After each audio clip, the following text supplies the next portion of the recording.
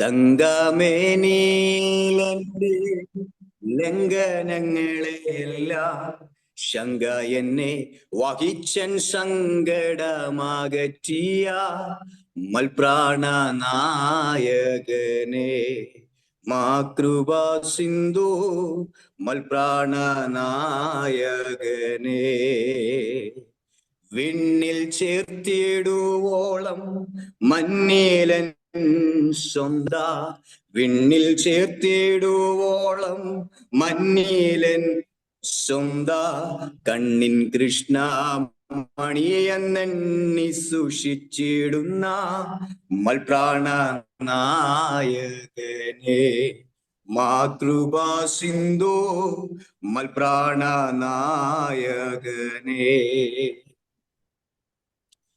എവർക്കും കർത്താവായ യേശുക്രിസ്തുവിന്റെ നിസ്തുല്യ നാമത്തിലുള്ള സ്നേഹവന്ദനം. ഈ മീറ്റിംഗിന്റെ അധ്യക്ഷനായിരിക്കുന്ന കർത്താവിന്റെ ദാസൻ പാസ്റ്റർ MJ എബ്രഹാം, സോണിച്ചാനായി കുടുംബം, ഹെർമൺ മിനിസ്ട്രിയുടെയുള്ള എല്ലാ ടീം അംഗങ്ങൾക്കും എൻ്റെ ക്രിസ്തീയ സ്നേഹവന്ദനത്തെ പ്രാരംഭമായി തന്നെ അറിയിച്ചുകൊള്ളുന്നു. ഈ ഡിവൈസില് വിനുപാസും ഇതിൻ്റെ അകത്തുണ്ട്. എൻ്റെ മിനിസ്ട്രിയോടുള്ള ബന്ധത്തിൽ ബൈബിൾ കോളേജിൽ പഠിക്കുന്ന കാലഘട്ടങ്ങളിൽ ചില ആഴ്ചകൾ തേനീരുടെ പ്രദേശത്ത് പ്രിയ ദേവദാസനോട് ഒരുമിച്ച് മിനിസ്റ്റർ ചെയ്യാനൊക്കെ കർത്താവ് എനിക്ക് അവസരം നൽകി തന്നിട്ടുണ്ട്. സന്തോഷം. പ്രിയ പാസ്റ്ററിനെ കാണുവാൻ കഴിഞ്ഞതിൽ ഞാൻ ക്രിസ്തുവിൽ സന്തോഷിക്കുന്നു. എല്ലാ ദൈവമക്കൾക്കും ഒരിക്കൽ കൂടി നന്ദിയും സ്നേഹത്തെയും ഞാൻ അറിയിക്കുന്നു. ആക്ച്വലി ഇത് ഫിലിപ്പ് പാസ്റ്ററിന് ലഭിച്ച അവസരമാണ്. എന്നാൽ പാസ്റ്ററാണ് പറഞ്ഞത്, ജിജിന് നൽകാൻ പറഞ്ഞതാണ്. സന്തോഷം. നിങ്ങളോട് ഒരുമിച്ച് ഒരിക്കൽ കൂടി ദൈവജനം സംസാരിപ്പാൻ ലഭിച്ച ഈ നല്ല അവസരത്തിനായി സ്തോത്രം ചെയ്യുന്നു. സമയങ്ങൾ വ്രണപ്പെടുത്തുന്നില്ല, വേഗത്തിൽ നമുക്ക് ദൈവിക സന്ദേശത്തിലേക്ക് നമ്മുടെ ശ്രദ്ധയെ നമുക്ക് തിരിക്കാം. സക്കറിയ പ്രവാചകന്റെ പുസ്തകം 4-ാം അധ്യായം അതിന്റെ 6 മുതൽ 10 വരെയുള്ള വാക്യങ്ങൾ പ്രാരംഭമായി വായിക്കാവുന്നതാണ്. അവൻ എന്നോട് ഉത്തരം പറഞ്ഞത് എന്തെന്നാൽ, സെരുബ്ബാബേലിനോടുള്ള യഹോവയുടെ അരുളപ്പാടാവിത്, സൈന്യത്താലല്ല ശക്തിയാലുമല്ല എന്റെ ആത്മാവിനാലത്രേ എന്ന് സൈന്യങ്ങളുടെ യഹോവ അരുളി ചെയ്യുന്നു. സെരുബ്ബാബേലിന്റെ മുൻപിലുള്ള മഹാപർവ്വതമേ, നീ ആർ, നീ സമഭൂമിയായി തീരും. അതിന് കൃപ കൃപ എന്ന ആർപ്പോടുകൂടെ അവൻ ആണിക്കല്ല് കയറ്റും. യഹോവയുടെ അരുളപ്പാട് എനിക്കുണ്ടായതെന്തെന്നാൽ, സെരുബ്ബാബേലിന്റെ കൈ ഈ ആലയത്തിന് അടിസ്ഥാനമിട്ടിരിക്കുന്നു, അവന്റെ കൈ തന്നെ അത് തീർക്കും. സൈന്യങ്ങളുടെ യഹോവ എന്നെ നിന്റെ അടുക്കൽ അയച്ചിരിക്കുന്നു എന്ന് നീ അറിയും. അല്പകാര്യങ്ങളുടെ ദിവസത്തെ ആർ തുച്ഛീകരിക്കുന്നു? സർവ്വഭൂമിയിലും ഊടാടി ചെല്ലുന്ന യഹോവയുടെ ഈ 7 കണ്ണ് സെരുബ്ബാബേലിന്റെ കയ്യിലുള്ള തൂക്കുകട്ട കണ്ട് സന്തോഷിക്കുന്നു. മതി. ദൈവം അനുഗ്രഹിക്കട്ടെ. നമ്മള് ഈ വാക്യങ്ങളൊക്കെ വായിക്കുമ്പോൾ നമുക്ക് ഭയങ്കര സന്തോഷമാണ്. കാരണം ദേവാലയം പുനർനിർമ്മിച്ചതിന്റെ സന്തോഷങ്ങളൊക്കെ നമ്മൾ വായിക്കുമ്പോൾ നമുക്ക് നമ്മുടെ ഹൃദയത്തിനകത്ത് ഭയങ്കര സന്തോഷമാകുമ്പോൾ അതിൽ പിൻപിൽ അനുഭവിച്ച വ്യഥകളും ത്യാഗങ്ങളും നമ്മൾ ഓർക്കേണ്ടത് അത്യന്താപേക്ഷിതമാണ്. ഇസ്രായേൽ ജനം ഈ ആലയം പണിത് തീർക്കുമ്പോഴുള്ള സന്തോഷത്തിന് ബാക്കിലേക്ക് നാം ചിന്തിക്കുമ്പോൾ അവർ അനുഭവിച്ച ഒട്ടേറെ വേദനകളുണ്ട്, ഒട്ടേറെ പ്രതികൂലങ്ങളുണ്ട്. ഈ പ്രതികൂലങ്ങളെ അഭിമുഖീകരിച്ച് അതിനെ പ്രതിരോധിച്ച് ആണ് അവർ ഈ ദേവാലയം പണിയാനായി വന്നത്. ഇസ്രായേലിന്റെ സ്വപ്നതുല്യമായി അവർ സൂക്ഷിച്ചിരിക്കുന്ന യെരൂശലേം ദേവാലയം അവരുടെ പാപങ്ങൾ നിമിത്തം ആ ദേവാലയം അവർക്ക് നഷ്ടമായി. അവർ പ്രവാസത്തിലേക്ക് മടങ്ങി പോകേണ്ടി വന്നു. എന്നാൽ പ്രവാസത്തിൽ നിന്ന് മടങ്ങി വന്നതിന് ശേഷം 70 വർഷത്തെ പ്രവാസത്തിന് ശേഷം ബാബിലോണിൽ നിന്ന് അവർ മടങ്ങി വരുമ്പോൾ അവർ ഈ ദേവാലയം പണിയാൻ ആഗ്രഹിച്ചു തുടങ്ങി. എന്നാൽ അവിടെയൊക്കെയും പ്രതിസന്ധികളാൽ അവർ ദേവാലയ പണികൾ മാറ്റിവെക്കുവാനിടയായി. എന്നാൽ അതിന്റെ നടുവിൽ ദൈവത്തിന്റെ കരങ്ങളിലൂടെ ആ ദേവാലയം പൂർത്തീകരിക്കാനിടയായി. ഇതാണ് ഈ പാസേജിൽ പറഞ്ഞിരിക്കുന്ന ഒരു കാര്യം. സെരുബ്ബാബേലിന്റെ നേതൃത്വത്തിൽ അല്ലെങ്കിൽ കോരശ ഒരു കൽപ്പന പുറപ്പെടുവിക്കുകയാണ്. ദൈവത്തിന്റെ ജനമായ ഇസ്രായേലിൽ ആർക്കെങ്കിലും ദൈവത്തിനൊരു ആലയം പണിയാൻ, യഹോവയ്ക്ക് ആലയം പണിയാനുണ്ടോ എന്ന് ചോദിക്കുമ്പോൾ സെരുബ്ബാബേലും ജോശുവയുടെയും നേതൃത്വത്തിൽ ബാബിലോണിൽ നിന്ന് ഇസ്രായേലിലേക്ക് വരികയാണ്. ആ യാത്രയിൽ അവരുടെ സ്വപ്നങ്ങൾ ഒന്നേയുള്ളൂ, ദേവാലയം പൂർത്തീകരിക്കുക എന്നുള്ളത് ലക്ഷ്യം. ഈ ലക്ഷ്യത്തോടെ ഇവർ സ്വന്തം നാട്ടിലേക്ക് എത്തിയതിന് ശേഷം സംഭവിച്ച ചില കാര്യങ്ങളാണ് ഞാൻ നിങ്ങളോട് പറയാൻ ആഗ്രഹിക്കുന്നത്. ബാബിലോണിൽ നിന്ന് ഇങ്ങോട്ടുള്ള ഈ യാത്രയിൽ അവർ അനുഭവിച്ച സന്തോഷങ്ങളും അവർ സ്വന്തം നാട്ടിലെത്തിയപ്പോൾ അവരുടെ ജീവിതത്തിൽ വന്ന ചില കാര്യങ്ങളുമാണ് നിങ്ങളോട് പറയാൻ ഞാൻ ആഗ്രഹിക്കുന്നത്. എന്റെ പ്രസംഗത്തിന്റെ ടൈറ്റിൽ ഞാൻ പറയാൻ ആഗ്രഹിക്കുന്നത് ധൈര്യത്തെ അധൈര്യമാക്കി തീർക്കരുത്. നമുക്കൊക്കെ ധൈര്യമുള്ളവരാണ്. എന്നാൽ പലപ്പോഴും നമ്മുടെ ധൈര്യങ്ങൾ പലപ്പോഴും നമ്മുടെ കൂട്ടായ്മകളിൽ ഒതുങ്ങി നിൽക്കുന്നതാണ്. നമ്മുടെ ധൈര്യത്തിന്റെ വാക്കുകൾ സാക്ഷ്യവാചകങ്ങളിൽ ഒതുങ്ങി നിൽക്കുന്നതാണ്.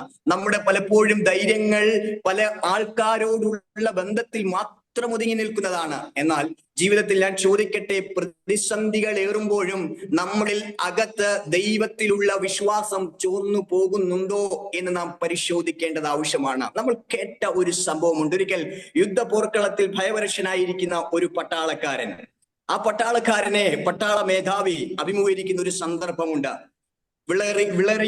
വിലങ്ങിച്ച് വേദനിച്ച് ഭയന്ന് നിൽക്കുന്ന ആ പട്ടാളക്കാരനോട് പട്ടാള ഉദ്യോഗസ്ഥൻ ചോദിക്കുന്ന ഒരു ചോദ്യമുണ്ട്. എന്താണ് നിന്റെ പേർ എന്ന് ചോദിക്കുന്നുണ്ട്. തന്റെ പേരെന്താണെന്ന് ചോദിക്കുമ്പോൾ ആ പട്ടാളക്കാരൻ ഇടറിയ സ്വരത്തോടെ പറയുകയാണ്, എന്റെ പേർ അലക്സാണ്ടർ എന്നാണ്. കോപിഷ്ഠനായ ഈ പട്ടാള ഉദ്യോഗസ്ഥൻ അദ്ദേഹത്തോട് പറയുന്നുണ്ട്, ഒന്നെങ്കിൽ തന്റെ പേർ മാറ്റുക, അല്ലെങ്കിൽ നിന്റെ ഈ പ്രവൃത്തി മാറ്റുക. എന്താണ്? മഹാനായ അലക്സാണ്ടറിന്റെ പേർ അങ്ങയ്ക്കുള്ളപ്പോൾ ആ മഹാൻ ചെയ്ത ധീരമായ പ്രവൃത്തികൾ ഓർത്തുകൊണ്ട് ആ പേരിന്റെ മൂല്യത കാത്തു സൂക്ഷിക്കുക. അങ്ങയ്ക്ക് ആ മൂല്യത കാത്തു സൂക്ഷിക്കാൻ കഴിയുന്നില്ലെങ്കിൽ അങ്ങയുടെ ഈ പേർ അങ്ങ് എടുത്തു മാറ്റാൻ ഇടയാകണം. ഒത്തിരി ക്രിസ്ത്യൻ സമൂഹങ്ങളും ഇങ്ങനെ തന്നെയാണ്. പേരുകൊണ്ട് നാം വിശ്വാസികൾ, പേരുകൊണ്ട് നാം ആത്മീകർ എന്ന് പറയുമ്പോഴും ജീവിതത്തിനകത്ത് ആ വിശ്വാസത്തിന്റെ കാൽച്ചുവടുകൾ നാം വെച്ചിട്ടുണ്ടോ എന്ന് നാം പരിശോധിക്കണം.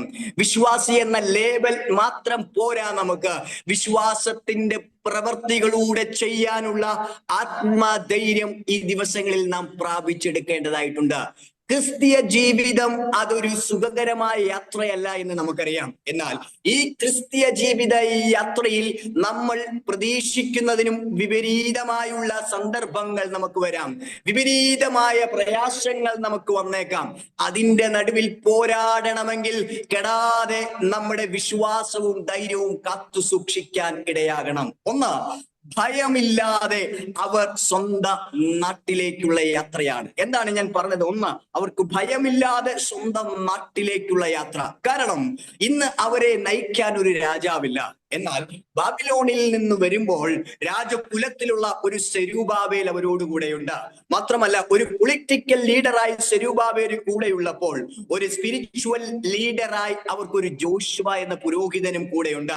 ഇവരുടെ നേതൃത്വത്തിൽ ആലയത്തിനുള്ള പണിക്കുള്ള സാമഗ്രികളുമായി അവർ യെരൂശലേമിലേക്ക് വരുമ്പോൾ അവരുടെ ഹൃദയത്തിനകത്ത് ഭയമില്ല. ഒന്നേ ഉള്ളൂ, സ്വപ്നമാണ്. ഇതുവരെയും കാണാൻ കഴിയാത്തത്, അല്ലെങ്കിൽ ഞങ്ങൾക്ക് നഷ്ടമായ ആ ദേവാലയം പുനർസ്ഥാപിച്ചുകൊണ്ട് ദൈവത്തിനൊരാലയം പണിയുക എന്ന തത്വലക്ഷ്യത്തോടു കൂടെ അവർ ബാബിലോണിൽ നിന്ന് മടങ്ങി വരികയാണ്.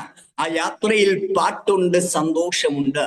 എന്നാൽ ആ സന്തോഷവും ആ ധൈര്യവും ഏറെ നാൾ മുൻപോട്ട് പോകുവാൻ ഇടയായില്ല. ഇന്നെ കേൾക്കുന്ന പ്രിയ സഹോദരങ്ങളെ, പാട്ടും പ്രബോധനങ്ങളും ഒന്നുമല്ല നമ്മുടെ വിശ്വാസത്തിന്റെ ആഴം മനസ്സിലാക്കുന്നത്. വിശ്വാസത്തിന്റെ ആഴം മനസ്സിലാക്കണമെങ്കിൽ നാം എങ്ങനെയാണ് ജീവിക്കുന്നതെന്നും എങ്ങനെയാണ് ദൈവത്തോടുള്ള സമീപനമെന്നും നാം മനസ്സിലാക്കേണ്ടതായിട്ടുണ്ട്. നോക്കുക, ഭയപരശരായി നിൽക്കുന്ന ജനം സ്വന്തം നാട്ടിലേക്ക് എത്തുകയാണ്. എന്നാൽ ഈ സ്വന്തം നാട്ടിലേക്ക് എത്തിയപ്പോൾ ഇവർ നോക്കിയത് ദൈവത്തിലേക്കല്ല, ഇവർ ചുറ്റുപാടിലേക്ക് നോക്കുവാനിടയായി. ചുറ്റുപാടിലേക്ക് നോക്കിയപ്പോൾ ഇവരുടെ ഹൃദയത്തിനകത്ത് വന്നത് പ്രത്യാശയല്ല, ഇവരുടെ ഹൃദയത്തിനകത്തു വന്നത് ഭയം വ്യാപരിപ്പാനിടയായി. നാം ദൈവത്തിലേക്ക് നോക്കാതെ ചുറ്റുപാടിലേക്ക് മാത്രം നോക്കിയാൽ നമ്മുടെ ഹൃദയത്തിനകത്തു വരുന്നത് ആത്മധൈര്യമാകണമെന്നില്ല, ഭയമാകാം. നോക്കുക, സന്തോഷത്തോടെ നാട്ടിലെത്തി, എന്നാൽ ചുറ്റുപാടിലേക്ക് നോക്കിയപ്പോൾ അവർ വന്നതിന്റെ ലക്ഷ്യത്തിനപ്പുറം അവരിൽ വ്യാപരിച്ചത് എന്തെന്നറിയാമോ? അവരിൽ വ്യാപരിച്ചത് ഭയം വ്യാപരിപ്പാനിടയായി. നമ്മുടെ സന്തോഷത്തെ കെടുത്തുന്ന, നമ്മുടെ ദൈവിക പ്രവൃത്തിയെ കെടുത്തുന്ന പല ഭയങ്ങൾ ഇന്ന് ഇന്ന് ഈ സമയം നമ്മളിൽ നിന്ന് മാറേണ്ടത് അത്യാവശ്യമാണ്. നോക്കുക, ഒന്ന്, ഭയം അവരിൽ വ്യാപരിക്കുമ്പോൾ ഒന്നാമതായി അവർ ചെയ്തത്, ഭയത്തിന്റെ നടുവിൽ അവർ ഈ യാഗപീഠം പണിയാനിടയെ. ഒന്ന് വായിക്കാമോ എസ്രയുടെ പുസ്തകം 3-ാം അധ്യായം 1 മുതൽ 6 വരെയുള്ള വാക്യങ്ങൾ. അങ്ങനെ ഇസ്രായേൽ മക്കൾ പട്ടണങ്ങളിൽ പാർത്തിരിക്കുമ്പോൾ 7-ാം മാസത്തിൽ ജനം ഒരുമനപ്പെട്ട യെരൂശലേമിൽ വന്നുകൂടി. യോസാദാക്കിന്റെ മകനായ യേശുവയും അവന്റെ സഹോദരന്മാരായ പുരോഹിതന്മാരും ശെയല്തീയേലിന്റെ മകനായ സെരുബ്ബാബേലും അവന്റെ സഹോദരന്മാരും എഴുന്നേറ്റ് ദൈവപുരുഷനായ മോശയുടെ ന്യായപ്രമാണത്തിൽ എഴുതിയിരിക്കുന്നത് പോലെ ഹോമയാഗങ്ങൾ അർപ്പിക്കേണ്ടതിന് ഇസ്രായേലിന്റെ ദൈവത്തിന്റെ യാഗപീഠം പണിതു. മതി, സന്തോഷം. അവിടെ നാം വായിക്കുന്നത്, അവർ ഈ യാഗപീഠം പണിതു. ചുറ്റുപാടും ഭയം വർദ്ധിക്കുമ്പോ ഇവർ ആ ഭയത്തിന്റെ നടുവിൽ ദൈവത്തിനു വേണ്ടി ഈ യാഗപീഠം പണിയാനിടയായി. അവിടെ വായിക്കുന്ന ഒരു കാര്യമുണ്ട്, അവർ സൂക്ഷ്മ പരിശോധനയിലൂടെയാണ് യാഗപീഠം പണിയാൻ ഇടയായത്. എന്ന് വെച്ച് കഴിഞ്ഞാല് അവർ ഒന്നാമതായി ചെയ്തത്, യാഗപീഠം പണിതതിന് ഒരു കാരണമുണ്ട്. പണിയാൻ തുടങ്ങിയതിന് ഒന്നാമത്തെ കാരണം, അവർ മോശയിലൂടെ അവർക്ക് പുസ്തകത്തിൽ അവർക്ക് ദൈവം കൊടുത്ത കൽപ്പനകളുടെ ഒരു ഭാഗമായി അവർക്ക് ഈ ഭൂമി നഷ്ടപ്പെടാനുള്ള ഒരു കാരണം, അവരുടെ ജീവിതത്തിൽ ദൈവാനുസരണമില്ലാതെ അവർ ദൈവത്തെ വിട്ടകന്നുപോയത് കൊണ്ട് അവർക്ക് സ്വന്തം നാട് വിട്ട് അടിമത്തത്തിലേക്ക് പോകേണ്ടി വന്നു. എന്നാൽ തിരിച്ച് അബ്രഹാമിലൂടെ അവർക്ക് കൊടുത്ത വാഗ്ദത്തങ്ങളും ദൈവം അവരെ കടാക്ഷിച്ച് പിന്നെയും പുനഃസ്ഥാപിക്കാനായി തന്റെ ആ രാജ്യത്തിലേക്ക് കൊണ്ടുവന്നത് ഓർക്കുമ്പോൾ നന്ദി സൂചകമായി അവർ ഒരു യാഗപീഠം അവിടെ പണിയുകയാണ്. ഒന്ന് ചിന്തിക്കണമേ, അവർ യാഗപീഠം പണിയുമ്പോൾ സെരുബ്ബാബേലൊക്കെ നോക്കുന്ന ഒരു കാര്യമുണ്ട്, മോശ കൽപ്പിച്ചതുപോലെ തന്നെയാണോ എന്ന് വെച്ച് കഴിഞ്ഞാൽ എന്താണെന്ന് അറിയാമോ? ഈ 70 വർഷത്തെ പ്രവാസ ജീവിതത്തിലേക്ക് പോയപ്പോൾ ഇവർക്ക് ന്യായപ്രമാണത്തോടുള്ള അത്ര അറിവുകൾ അല്പം കുറവാണ്. എന്നാൽ യാഗപീഠം പണിയുമ്പോൾ ഇവരിൽ ഭരിച്ചു, ചുറ്റുപാടുമുള്ള ഭയം ഞങ്ങളിൽ വ്യാപരിക്കുമ്പോഴും ഞങ്ങൾക്കൊരു വ്യവസ്ഥയുണ്ട്, അതിനപ്പുറം പ്രമാണം അനുസരിച്ചു വേണം ഞങ്ങൾക്ക് പണിയാൻ. ഇന്ന് എന്നെ കേൾക്കുന്ന ദൈവമക്കളെ, ഞാൻ ഒന്ന് ചോദിക്കട്ടെ ഒരു ചോദ്യം.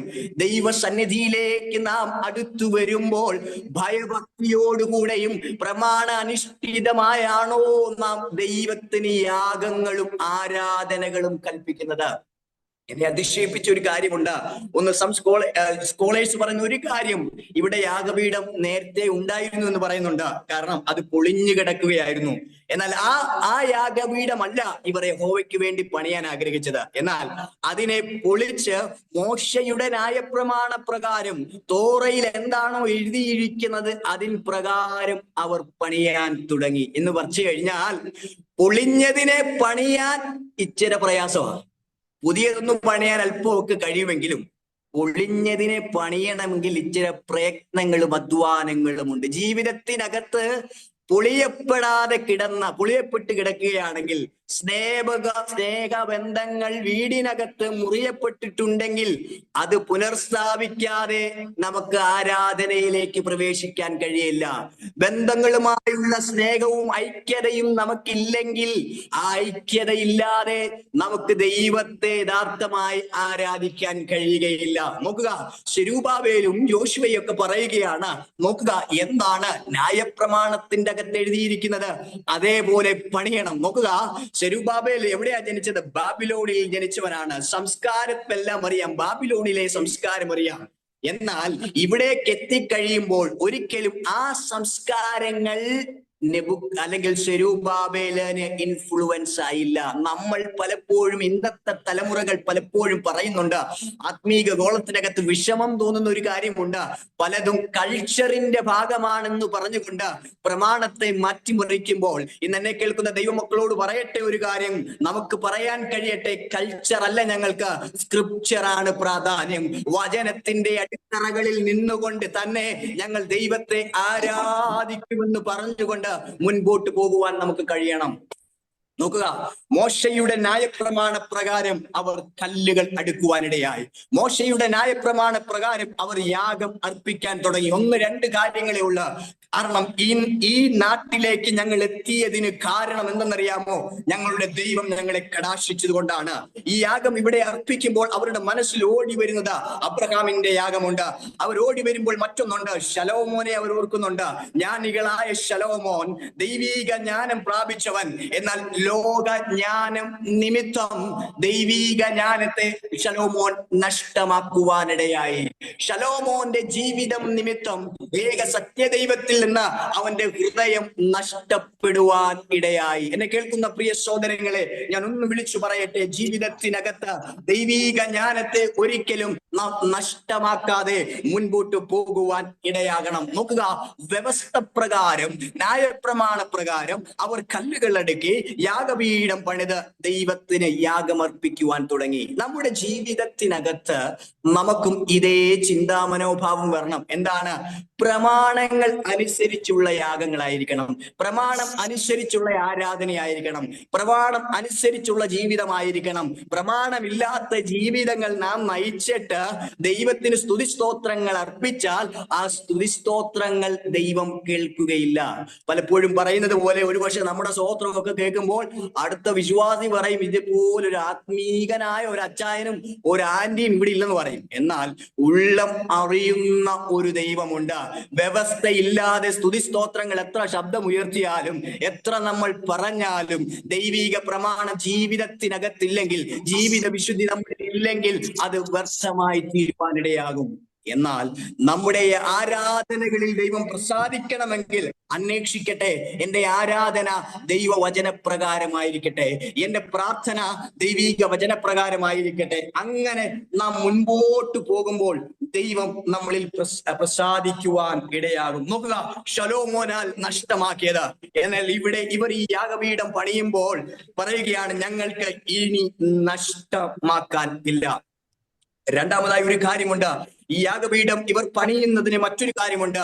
അവരുടെ വീട് അവർക്ക് സുരക്ഷിതമില്ല, മക്കൾ അവർക്ക് സുരക്ഷിതമില്ല, ഭവനം അവർക്ക് സുരക്ഷിതമില്ല, ഭാര്യമാർ അവർക്ക് സുരക്ഷിതമല്ലാത്ത ഒരു കാലഘട്ടമാണ്. അവരുടെ ഏറ്റവും വലിയ സുരക്ഷിതമായി അവർ കണ്ടത്, ദൈവത്തെ ഞങ്ങൾ പ്രസാദിച്ചു കഴിഞ്ഞാൽ ഭൗതിക സുരക്ഷിത വലയങ്ങൾ ഞങ്ങളുടെ വീടിനകത്തില്ലെങ്കിലും, ഞങ്ങളുടെ കുടുംബത്തിനകത്തില്ലെങ്കിലും ഞങ്ങളെ സംരക്ഷിക്കാൻ കഴിയുന്ന ഒരു ദൈവം ഞങ്ങളോട് കൂടെയുണ്ട്. പ്രാധാന്യം കൊടുക്കേണ്ടുന്നത് വീടിനല്ല, പ്രാധാന്യം കൊടുക്കേണ്ടുന്നത് ദൈവത്തിന് ആദ്യം പ്രാധാന്യം കൊടുക്കണം. നമ്മളാണെങ്കിൽ പലപ്പോഴും ആദ്യം നമ്മൾ ചെയ്യുന്നതെല്ലാം കഴിഞ്ഞിട്ട് ദൈവത്തെ വിളിക്കാമെന്ന് ചിന്തിക്കുകയാണ്. എന്നാൽ ഇവർക്കൊന്നറിയാം, ഞങ്ങൾ ഇന്ന് ഈ നാട്ടിലെത്തിയാൽ ഞങ്ങളുടെ ഇടയിൽ ചുറ്റുമതിൽ ഞങ്ങൾക്കില്ലെങ്കിലും, ഞങ്ങൾക്ക് സുരക്ഷിതമായ വലയങ്ങളില്ലെങ്കിലും ഞങ്ങൾക്ക് ഏറ്റവും പ്രധാനം ഞങ്ങളുടെ ദൈവമാണ്. നമ്മൾ പഴയ പാട്ട് പാടുന്ന പോലെ, യാത്ര ചെയ്യും ക്രൂശെ നോക്കി, യുദ്ധം ചെയ്യും യേശുവിനായി, അല്ലെ? ഞെരുക്കത്തിനപ്പം തിന്നാലും കഷ്ടത്തിൻ കണ്ണുനീർ കുടിച്ചാലും എന്ന് പറയുന്നതിന്റെ അർത്ഥം അതാണ്. ജീവിതത്തിൽ ഞെരുക്കങ്ങളിലൂടെയും പ്രയാസങ്ങളിലൂടെ ഞങ്ങൾ പോയാലും ഞങ്ങളുടെ യാത്ര ക്രൂശിനെ നോക്കിയാണ്. ഇത് ക്രൂശിനെ നോക്കി യാത്ര ചെയ്യുന്ന ദൈവമക്കളെ ഓർത്ത് ഞാൻ സ്തുതിക്കുന്നു. ഞെരുക്കത്തിന്റെ അപ്പമുണ്ട്, കഷ്ടത്തിന്റെ കണ്ണുനീരുണ്ട്. എന്നാൽ അതിന്റെ നടുവിൽ പ്രസാദകരമായ ഒരു ആരാധന നാം ദൈവത്തിന് നൽകുമ്പോൾ അത് ദൈവത്തിന് പ്രിയപ്പെട്ടതായി തീരുവാനിടയാകും. നമ്മളായിരിക്കുന്ന ഇടങ്ങളിൽ, നമ്മളായിരിക്കുന്ന നാടുകളിൽ ദൈവത്തിന് പ്രസാദമായുള്ളത് തീരുവാൻ കഴിയട്ടെ. നമ്മുടെ കർത്താവിന്റെ ആ യാഗം ഇവിടെ നടക്കുമ്പോൾ മറ്റൊരു കാരണമുണ്ട്.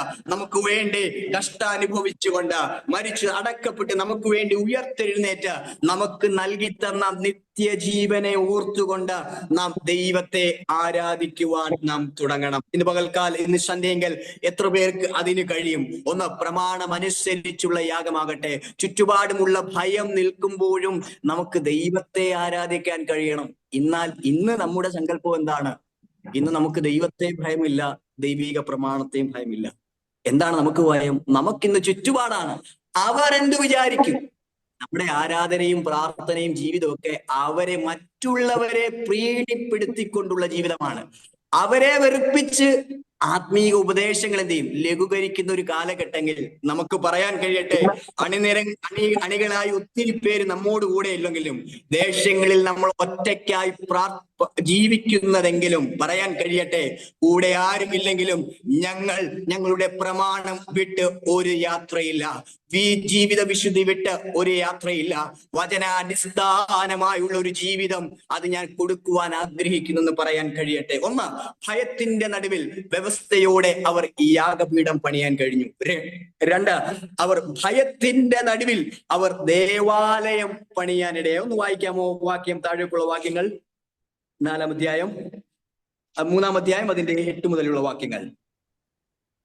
അവർ യെരുശലേമിലെ ദേവാലയത്തിങ്കൽ എത്തിയതിന്റെ 2-ാം ആണ്ട് 2-ാം മാസം ശെയല്തീയേലിന്റെ മകനായ സെരുബ്ബാബേലും യോസാദാക്കിന്റെ മകനായ യേശുവയും അവരുടെ ശേഷം സഹോദരന്മാരും പുരോഹിതന്മാരും ലേവ്യരും പ്രവാസത്തിൽ നിന്ന് യെരുശലേമിലേക്ക് വന്നവർ എല്ലാവരും കൂടി പണി തുടങ്ങി. 20 വയസ്സ് മുതൽ മേലോട്ട് പ്രായമുള്ള ലേവ്യരെ യഹോവയുടെ ആലയത്തിന്റെ പണി നടത്തുവാൻ നിയമിച്ചു. അങ്ങനെ യേശുവയും അവന്റെ പുത്രന്മാരും സഹോദരന്മാരും കദ്മിയേലും അവന്റെ പുത്രന്മാരും ഹോദവ്യാവിന്റെ പുത്രന്മാരും ഹെനാദാദിന്റെ പുത്രന്മാരും അവരുടെ പുത്രന്മാരും സഹോദരന്മാരുമായ ലേവ്യരും യഹോവയുടെ ആലയത്തിൽ വേല ചെയ്യുന്നവരെ മേൽവിചാരണ ചെയ്യുവാൻ ഒരുമനപ്പെട്ടു നിന്നു. പണിയുന്നവർ യഹോവയുടെ മന്ദിരത്തിന് അടിസ്ഥാനം വിട്ടപ്പോൾ ഇസ്രായേൽ രാജാവായ ദാവീദിന്റെ ചട്ടപ്രകാരം യഹോവയ്ക്ക് സ്തോത്രം ചെയ്യേണ്ടതിന് വിശുദ്ധ വസ്ത്രം ധരിച്ച പുരോഹിതന്മാരെ കാഹളങ്ങളോടും ആസാധ്യരായ ലേവ്യരെ കൈത്താളങ്ങളോടും കൂടെ നിർത്തി. അവർ യഹോവയെ അവൻ നല്ലവൻ, ഇസ്രായേലിനോട് അവന്റെ ദയ എന്നേക്കുമുള്ളത് എന്നിങ്ങനെ വാഴ്ത്തി സ്തുതിച്ചുകൊണ്ട് ഗാനപ്രതിഗാനം ചെയ്തു. അവർ യഹോവയെ സ്തുതിക്കുമ്പോൾ യഹോവയുടെ ആലയത്തിന്റെ അടിസ്ഥാനം ഇട്ടതുകൊണ്ട് ജനമെല്ലാം അത്യുച്ചത്തിൽ ആർത്തുഘോഷിച്ചു. മതി. യഹോവയ്ക്ക് സ്തോത്രം ചെയ്യുവിൻ, അവൻ നല്ലവനല്ലോ. ആലയത്തിന്റെ അടിസ്ഥാനം ഭയത്തിന്റെ നടുവിൽ അവർ വന്നതിന്റെ തത്തുദ്ദേശം മനസ്സിലാക്കി അടിസ്ഥാനമിട്ടു. അടിസ്ഥാനമിടുമ്പോൾ ആ അടിസ്ഥാനമിടാൻ എല്ലാവരും അതിനകത്തുണ്ടായിരുന്നു. ലേവ്യരും ഇസ്രയേലിലുള്ള മറ്റെല്ലാവരും ഒരുമിച്ച് എന്ത് ചെയ്തു? ഐക്യതയോടെ പണിയാനിടയായി. ഈ ഐക്യതയോടെ ഇവർ പണിത് കഴിഞ്ഞപ്പോൾ ആ അടിസ്ഥാനത്തിന്റെ പൂർത്തീകരണത്തിൽ നിന്നുകൊണ്ട് അവർ പറയുകയാണ്, യഹോവയ്ക്ക് സ്തോത്രം ചെയ്യുവിൻ, അവൻ നല്ലവനല്ലോ. എന്താണിത് പറയാനുള്ള കാരണം? ഭൂതവും ഭാവിയും വർത്തമാനകാലത്തും ഞങ്ങളെ സൂക്ഷിക്കാൻ കഴിയുന്ന, ഞങ്ങളെ പരിപാലിക്കാൻ കഴിയുന്ന ഒരു വിശ്വസ്തൻ ഞങ്ങൾക്കുണ്ട്. ഇവിടം വരെ കൊണ്ടെത്തിച്ചത് മാനുഷിക കരങ്ങളല്ല. പലപ്പോഴും മാനുഷിക കരങ്ങളിൽ ഞങ്ങൾ ആശ്രയിച്ചപ്പോൾ അതൊക്കെ ഞങ്ങൾക്ക് വിപരീതമായി മാറിയപ്പോൾ ഇന്ന് ഞങ്ങൾ ഇവിടെ അടിസ്ഥാനം വരെ വന്നിടാൻ സഹായിച്ചത് ദൈവത്തിന്റെ കൃപയാണ്. ഇന്ന് സന്ധ്യയെങ്കിൽ ഈ സമയം കേൾക്കുന്ന ദൈവമക്കളോട് ഞാൻ വിളിച്ചു പറയാൻ ആഗ്രഹിക്കുന്നു, പറയാൻ നമുക്കും കഴിയട്ടെ, യഹോവയ്ക്ക് സ്തോത്രം ചെയ്യണം. കാരണം അവരുടെ ഭാവി കാലം ഓർക്കുമ്പോൾ അവരെ നയിക്കാൻ ദൈവത്തിനല്ലാതെ മറ്റാർക്കും കഴിയുകയില്ല. അവർക്ക് തകർന്നു കിടന്നപ്പോൾ അതിൽ നിന്ന് അവരെ കൊണ്ടുവന്നത് അവരുടെ ദൈവമാണ്. അവർ മാനുഷികമായി ആശ്രയിച്ച പലയിടങ്ങളുണ്ട്, അവർ മാനുഷികമായി ആശ്രയിച്ച ചില ഇടങ്ങളുണ്ട്. എന്നാൽ അവിടെയൊക്കെ കരങ്ങൾ അവർക്ക് വിപരീതമായപ്പോൾ ഒരു കരങ്ങളിലും ഞങ്ങൾ ആശ്രയിക്കുന്നില്ല. ഞങ്ങൾ ആശ്രയിക്കാനും വിശ്വസിക്കാനും കഴിയുന്ന ഏക കരമേ ഉള്ളൂ, ഏക ദൈവമേ ഉള്ളൂ എന്ന് പറഞ്ഞ അവന് സ്തുതിസ്തോത്രങ്ങൾ അർപ്പിക്കാനിടയാകുകയാണ്. ഇന്ന് പകൽക്കാലം ദൈവമക്കളോട് ഞാൻ ചോദിക്കട്ടെ ഒരു ചോദ്യങ്ങൾ. നമ്മുടെ ഹൃദയത്തിനകത്തു നിന്നും ഈ സ്തുതിസ്തോത്രങ്ങൾ വർദ്ധിക്കുവാൻ ഇടയാകണം. നമ്മുടെ കർത്താവ് നമ്മളെയും നിത്യ രാജ്യത്തിന് അവകാശികളാക്കി തീർത്തു. പാപത്തിന്റെ അടിത്തട്ടിൽ കിടന്ന നമ്മളെ അവന്റെ രാജ്യത്തിന് അവകാശികളാക്കി തീർത്തത് ഓർക്കുമ്പോൾ നമുക്കും കണ്ണുകൾ നിറഞ്ഞുകൊണ്ട് പറയാൻ കഴിയട്ടെ, എന്റെ ദൈവത്തിന് ഞാൻ സ്തുതികൾ അർപ്പിക്കുകയാണ്. അന്യരായി തീർന്ന നമ്മൾ, പാപത്തിന് അധീനരായ നമ്മൾ ഈ രാജ്യത്തിന് അവകാശികളല്ലാതെ മാറിയപ്പോൾ ക്രൂശിന്റെ സ്നേഹത്തിലൂടെ, ക്രൂശിന്റെ ത്യാഗത്തിലൂടെ എന്നെയും അവന്റെ രാജ്യത്തിൽ ഒട്ടിച്ചു ചേർത്തത് ഓർക്കുമ്പോൾ നമുക്ക് സ്തുതിക്കാതിരിക്കാൻ കഴിയുമോ? നോക്കുക, യാഗങ്ങളും ഇതെല്ലാം യേശു ക്രിസ്തുവിന്റെ യാഗത്തിലൂടെ പൂർത്തീകരിച്ചുകൊണ്ട് പ്രവാസത്തിൽ നിന്ന്, പാപത്തിൽ നിന്ന്, അടിത്തട്ടിൽ നിന്ന് നമ്മളെ വീണ്ടെടുത്തതുകൊണ്ട് നമുക്ക് യേശുവിനെ സ്തുതിക്കുവാൻ കഴിയട്ടെ. യേശു മാത്രമാണ് രക്ഷകനെന്ന് ലോകത്തോട് വിളിച്ചു പറയാൻ നമുക്ക് ഓരോരുത്തർക്കും കഴിയുമാറാകട്ടെ. നോക്കുക, ആലയത്തിന്റെ അടിസ്ഥാനം ഭയത്തിന്റെ നടുവിലും അവർ ഇടുവാനിടയായി. എന്നാൽ ഈ ഭയം, ഈ ധൈര്യം ഇവർ പിന്നീട് അങ്ങോട്ട് എന്ത് ചെയ്യാം കാണിക്കാൻ തുടങ്ങുകയാണ്.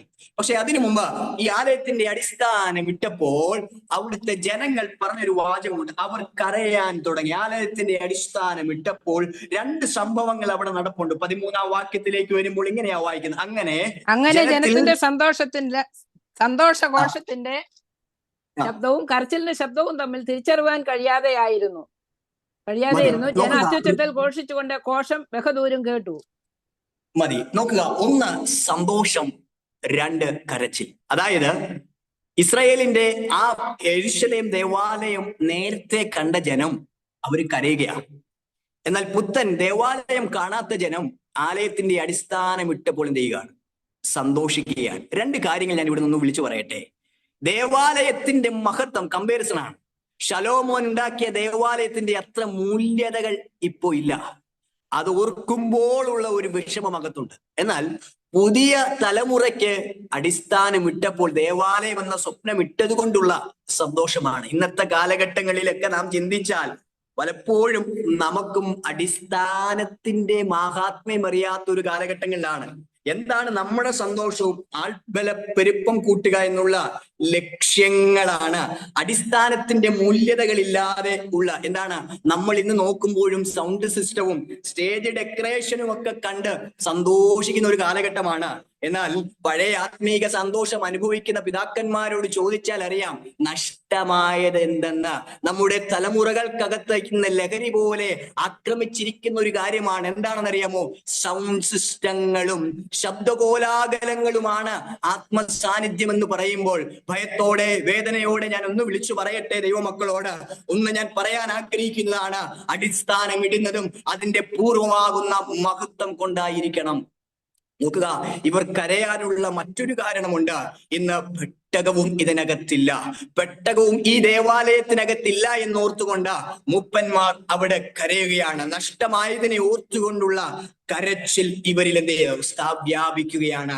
ഈ കരച്ചിൽ ഇവിടെ വ്യാപിക്കുന്നു. ഒരു സൈഡിൽ സന്തോഷവും വ്യാപരിക്കുകയാണ്. എന്നാൽ ഈ ധൈര്യത്തിൽ ഇവർ എന്ത് ചെയ്തു? ഘോഷിച്ചാനന്ദിക്കാൻ തുടങ്ങി. ഈ സന്തോഷം ബഹുദൂരം പോയി. എന്നാൽ ഈ ധൈര്യവും ഏറെക്കാലം എന്ത് ചെയ്തില്ല? നിൽപ്പാൻ ഇടയായില്ല.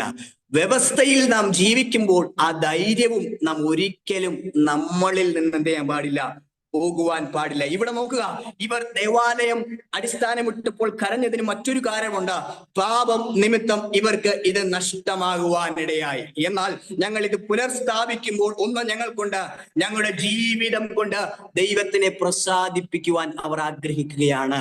ഇന്ന് എത്ര പേർക്ക് പറയാൻ കഴിയും, പാപം ഞങ്ങളെ അസ്വസ്ഥനാക്കുമ്പോൾ, പാപം ഞങ്ങളുടെ സന്തോഷത്തെയും സ്നേഹത്തെയും ഇല്ലാതാക്കുമ്പോൾ ദൈവിക വ്യവസ്ഥയോടുള്ള ആരാധന കൊണ്ട്, ജീവിതം എന്ന ആരാധന കൊണ്ട് മാത്രമാണ് ഞങ്ങൾക്ക് ദൈവത്തെ പ്രസാദിപ്പിക്കാൻ കഴിയുന്നത്. നോക്കുക, രണ്ട്, അവർ പ്രതിസന്ധികൾ അല്ലെങ്കിൽ ഭയത്തിന്റെ നടുവിൽ അവർ ദേവാലയം പണിയാനിടയായി. എന്നാൽ നാലാമതായി അവിടെ കാണാൻ കഴിയുന്നത്, ഭയത്തിന്റെ നടുവിൽ അവർ യഥാർത്ഥമായ ധൈര്യത്തോടെടുക്കുന്ന അവർ ഒരു തീരുമാനം. വായിക്കാമോ ആ വാക്യം? 4:3 വാക്യം. അതിന് സെരുബ്ബാബേലും യേശുവയും ശേഷം ഇസ്രായേൽ പിതൃഭവന തലവന്മാരും അവരോട്, ഞങ്ങളുടെ ദൈവത്തിന്റെ ആലയം പണിയുന്നതിൽ നിങ്ങൾക്ക് ഞങ്ങളുമായി കാര്യമൊന്നുമില്ല.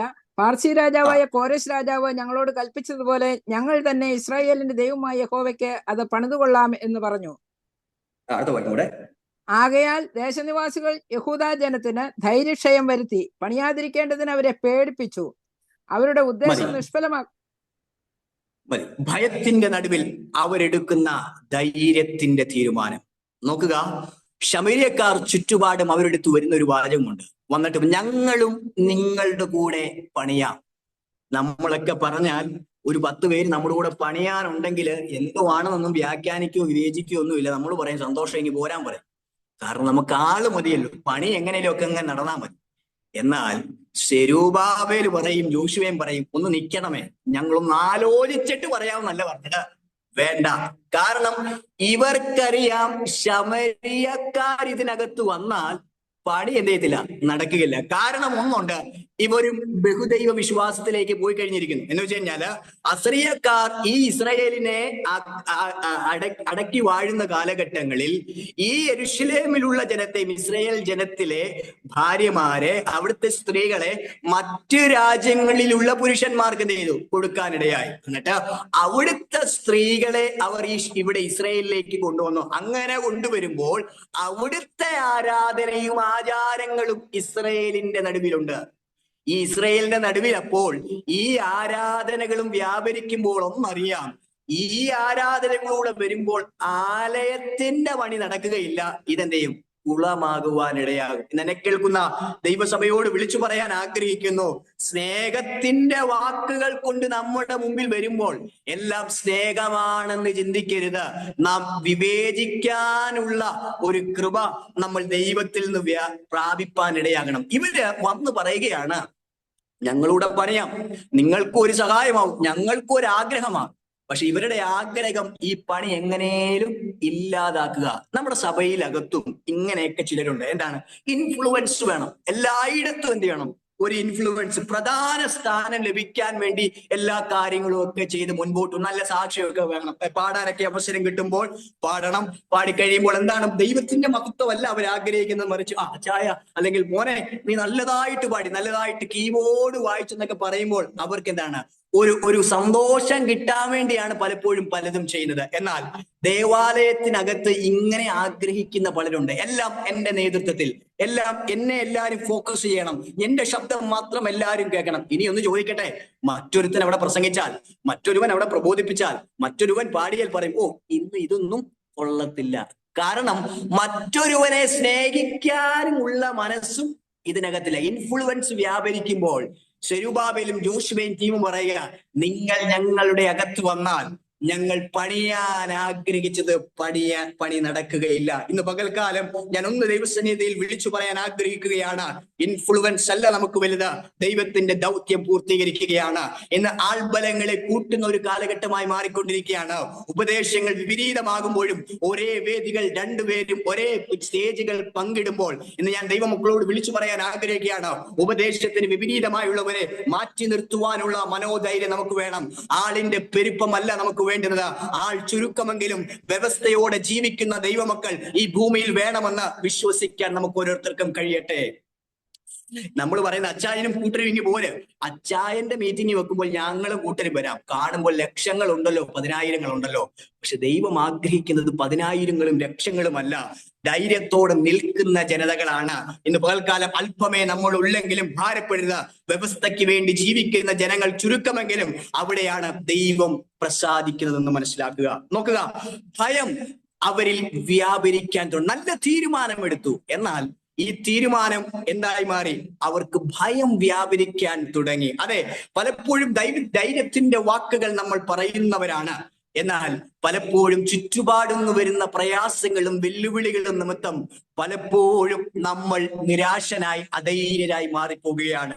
എവിടെ സെരുബാബേലെ ധൈര്യം? ഇന്ന് സെരുബാബേലിന്റെയും ജോഷുവയുടെയും കൂട്ടരുടെയും ധൈര്യം മാറിപ്പോയി. കേവലം അവർ മറ്റു പലരെയും വക്ഷീകരിച്ചുകൊണ്ട്, അപവാദങ്ങൾ പറഞ്ഞുകൊണ്ട്, കൈക്കൂലി കൊടുത്തുകൊണ്ട് ദേവാലയത്തിന്റെ പണി നിർത്തിവെച്ചപ്പോൾ സംഭവിച്ചെന്തെന്നറിയാമോ? ഇവരെല്ലാം മടങ്ങിപ്പോകാനിടയായി. ജോഷുവയും സെരുബാബേലും ടീമും മാറി ഓടുവാൻ തുടങ്ങി. 15 വർഷക്കാലം ദേവാലയത്തിന്റെ അടിത്തറ ഇട്ടിട്ട് ഇവർ മുൻപോട്ട് പണിതില്ല. ഇവരുടെ മനസ്സിൽ എന്താണ്? ദൈവത്തിന്റെ സമയമാകുമ്പോൾ നടക്കും. പലപ്പോഴും മെസ്സേജും ഒക്കെ കേൾക്കുമ്പോൾ കുറച്ചും കൂടെ ഉണ്ടെന്നേ, കുറച്ചും കൂടെ കാലമൊക്കെ ഉണ്ട്, അതൊക്കെ കഴിഞ്ഞിട്ട് മടങ്ങി വരാമെന്നുള്ള ചിന്തയിൽ ആഗ്രഹിക്കുന്നവരാണ് നാം. ഇവരും അടിസ്ഥാനം ഇട്ടിട്ട് ഇന്ന് ഇവരുടെ ഫോക്കസ് എന്താണെന്ന് അറിയാമോ? സ്വന്തം വീട്, സ്വന്തം നാട്, സ്വന്തം സ്ഥലങ്ങൾ മേടിക്കുക, സ്വന്തം സാർത്ഥതയ്ക്ക് വേണ്ടി ഓടുകയാണ്. ദേവാലയത്തിന്റെ അടിസ്ഥാനമിട്ട് അവിടെ നിൽക്കുമ്പോഴും അത് കണ്ടിവര് പോകുമ്പോഴും ഇവരുടെ മനസ്സിന് ഒരു വേദനയുമില്ല. ഇവരുടെ ലക്ഷ്യം മനോഹരമായ വീട്, മനോഹരമായി സമ്പാദിക്കുക എന്നുള്ള ലക്ഷ്യം മാത്രമാണ്. ഇന്ന് എന്നെ കേൾക്കുന്ന പ്രിയ ദൈവസഭയോട് ഞാൻ വിളിച്ചു പറയട്ടെ ഒരു കാര്യങ്ങൾ. ഇന്ന് നമ്മുടെ സറൗണ്ടിങ്ങിലും ഇതല്ലേ നടക്കുന്നത്. ദൈവത്തിന് പ്രാധാന്യം കൊടുക്കുന്നില്ലാതെ മനുഷ്യൻ നമ്മൾ നല്ല വീട് മേടിക്കുവാനും മോടിയുള്ള വസ്ത്രം ധരിക്കാനും ആർഭാടമായ ജീവിതം നയിക്കാനും മാത്രമായി നാം ആഗ്രഹിക്കുമ്പോൾ ഒന്ന് ചോദിക്കട്ടെ, ദൈവത്തിന്റെ പണികൾ നമ്മുടെ ജീവിതത്തിൽ മുടങ്ങിക്കിടപ്പുണ്ടോ? അത് കാണുമ്പോൾ നമുക്ക് വേദനയുണ്ടോ? എന്നാൽ ഇവിടെ ഇവർക്കാർക്കും വേദനകളില്ല. ഇവര് 15 വർഷം കൊണ്ട് പണിയുക, ഇനി ദൈവത്തിന്റെ സമയമാകുമ്പോൾ നടക്കട്ടെ.